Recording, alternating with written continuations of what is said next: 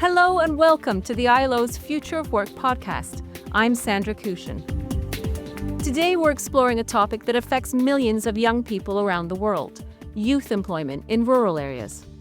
Agriculture has long been a major source of work, but for many young people, making a living in this sector isn't easy.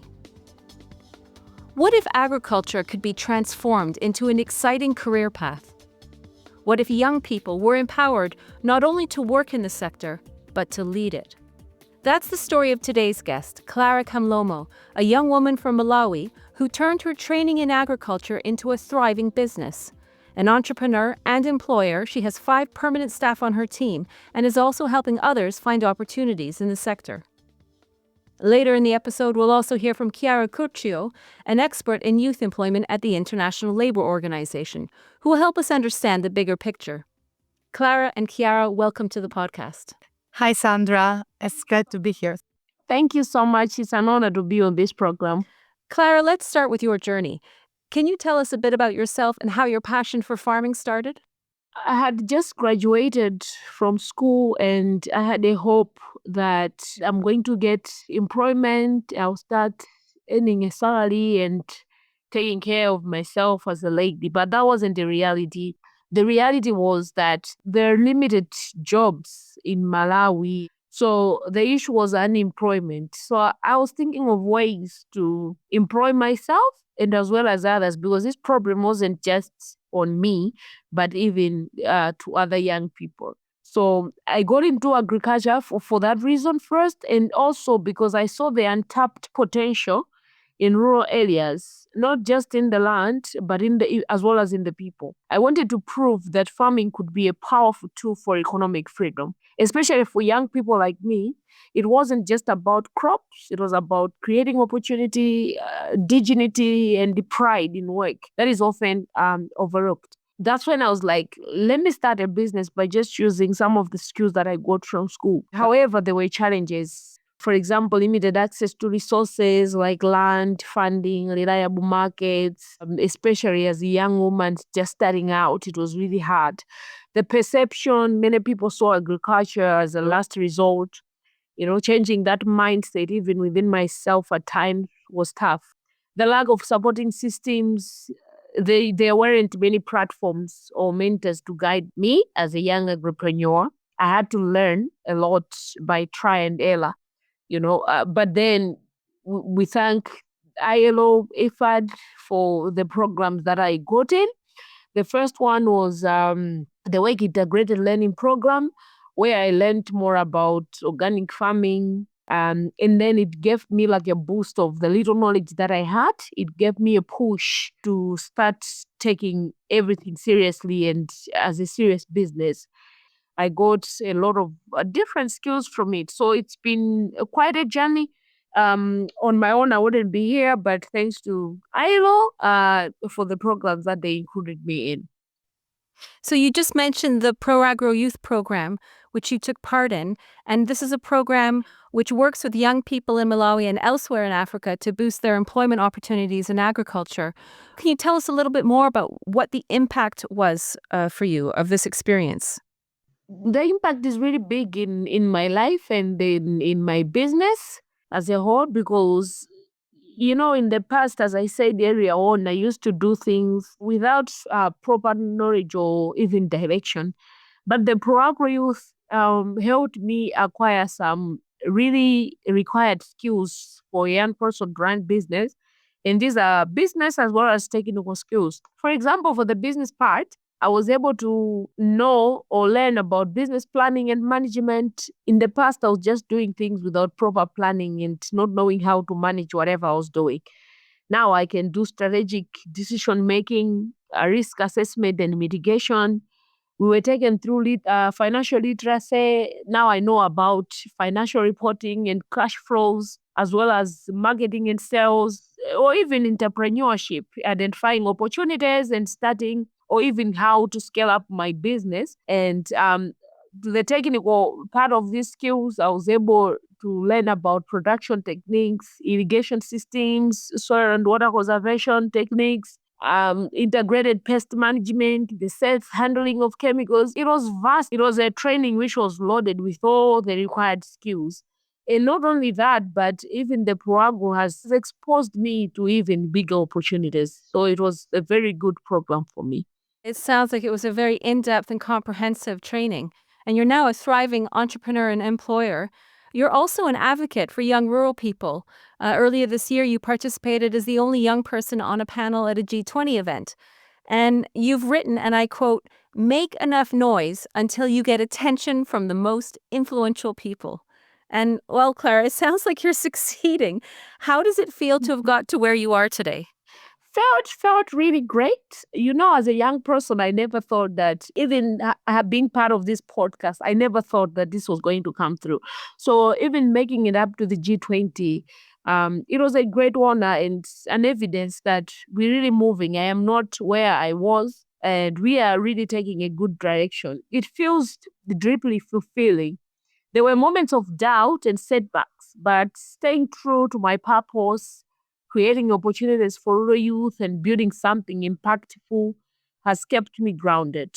So, being the only young person on that G20 panel was a very powerful reminder that our voices do matter even in the highest rooms. The quote that make enough noise until you get attention from the most influential people wasn't just a statement, it was a strategy. And now seeing doors that are opening and people listen feels so proud. I feel so proud of myself, but also I'm becoming more responsible than ever to represent others who haven't had their chance yet. So being at the J20, I was representing millions of young people whose voice maybe cannot be heard. Clara, your story is super inspiring. But not every young person living in a rural area in Malawi or elsewhere has access to these opportunities. And to help us understand this more, I'd like to now bring in Chiara Curcio, an ILO expert in youth employment. Chiara, what are some of the biggest challenges facing young people in rural areas when it comes to finding decent work? Just to give you some context and, allow me to bring some figures, right? So agriculture is still the main source of employment in rural areas, and is especially so in sub-Saharan Africa and Asia and the Pacific. So, for instance, young people aged 15 to 35 make up half of the agriculture workforce, and over 50% of rural youth worldwide spend their working time in the agri-food sector. And this percentage actually goes up to 70% in sub-Saharan Africa. So, agriculture is still an important sector that the ILO, but usually the UN system and donors must keep investing deeply. Now, when it comes to the key challenges, despite their involvement, many rural youth are stuck in low quality and informal jobs. So I'd like to identify three main issues here, right? So the first one is that we still have a widespread working poverty. Youth are more likely to be working poor than adults. And this is more so in developing countries, where 40.7% of youth earn less than $2.15 a day. The second point is the high level of informality that is very much linked to the agricultural sector, and especially on the agricultural production. But that means in rural areas. So in low-income countries, 89% of jobs are informal. And 1 in 3 informal workers is in agriculture. So the math is very easy to do right here, right? The third important point that I'd like to mention is the so-called NEET, youth that are not in education or employment or training, which is so high in rural areas, particularly among young women, due to both personal circumstances and, of course, lack of opportunities. Okay, so we talked about the Pro Agro Youth Project and how it played a big role in Clara's journey. Can you tell us more about the project? What's new about how it's supporting young rural people in the labor market? Yeah, Pro Agro Youth is a joint initiative funded by the International Fund for Agricultural Development, GIZ, and Visa Foundation, implemented by the ILO in Malawi, Madagascar, Algeria, and Cote d'Ivoire. The project promotes both wage and self-employment among young people through integrated agribusiness hubs. And at the heart of the project, where I do see the most innovative action, is exactly that we are piloting this integrated approach to agribusiness hubs, which provide not just a set of intervention, but aims at bridging labor supply, labor demand, along with labor market intermediation support. So, for instance, the project provides both technical and soft skills training to our young beneficiaries. It provides labor market intermediation, which means connecting youth to available jobs, and support for business startups and entrepreneurship. Another innovative approach that we are implementing in the project is to work along the agri-food value chains. So the project is identifying and promoting access to decent work opportunities, especially in green and inclusive rural economies. Clara, I'd like to turn back to you. Chiara talked about empowering entrepreneurs, and based on your own experience of starting a business, what more would you like to see happening to support young people working in agriculture? The first thing for me is to make agriculture very attractive. Because for years, agriculture has been considered as, a thing for the poor, the uneducated. It hasn't been attractive. So even though we are training more young people to join in agriculture jobs, most of them might not stay long because they are not getting exactly what they expected. So we need to modernize the image of agriculture. Agriculture must be rebranded from dirt and hard work or hard labor to a dynamic, innovative and profitable career.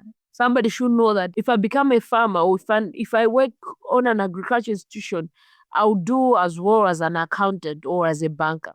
This should be done by showing success stories of young entrepreneurs using technology and earning well. This can really happen. I'll just give an example. If you go on my Facebook business page, you see the comments. Already people are saying, I want to become a farmer. I want to become a farmer, because now they are admiring something. They know that farming can take you to a higher place. So we should make it attractive to make it more appealing to young people. And also, we have to incorporate technology and innovation, like the promotion of using the drones, apps, precision farming. Young people are interested in technology. So when you are linking agriculture with innovation, it's going to increase its appeal. The third thing is that we have to make the trainings youth-centered, okay? The trainings should be youth-centered, and there should be mentorship. So training should be practical, business-focused, and inspiring, not just training young people to just produce, but it should be business focused and very inspiring. And we should also pair youth with successful mentors. This is going to help, because if we just give a training and just leave the youths, it's going to end there. But if there are mentors who keep on growing with them through their journey, it's going to keep on keeping them motivated and getting good results at the end. Now, there are lots of good ideas there. And Chiara, from your perspective, what is the ILO's role in this? I mean, how does the ILO's work continue to bring value for youth employment in agriculture? And how does it ensure it remains relevant? That's an excellent question, Sandra. And I'm happy to say that the ILO promotes an integrated, right-based, and gender-responsive approach to rural youth employment through policy advice and technical support at the country level. Partnership like our collaboration with IFAD, in the case of Pro-Agri Youth, and by generating evidence to inform and influence global action.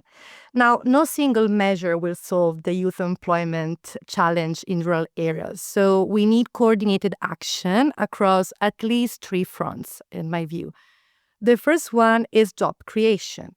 So we need to support youth entrepreneurship and access to finance, promote inclusive public works in rural areas, and leverage green and digital sectors. Exactly as Clara said, technology makes agriculture attractive again for young people. The second one is improving job quality, which is very important at the core of the ILO mandate. through extending social protection to young rural workers, ensure rights at work, including safe conditions and fair pay, and strengthen labor inspection and collective bargaining to the extent possible. The third point is also something that I raised at the beginning, is the supporting transitions. It's very important to connect youth to available jobs. And by improve access to career guidance, training, and apprenticeship, along with strengthened rural labor market data to guide decision-making, the ILO can really step forward and take lead action on this regard. Fantastic. Thank you, Chiara.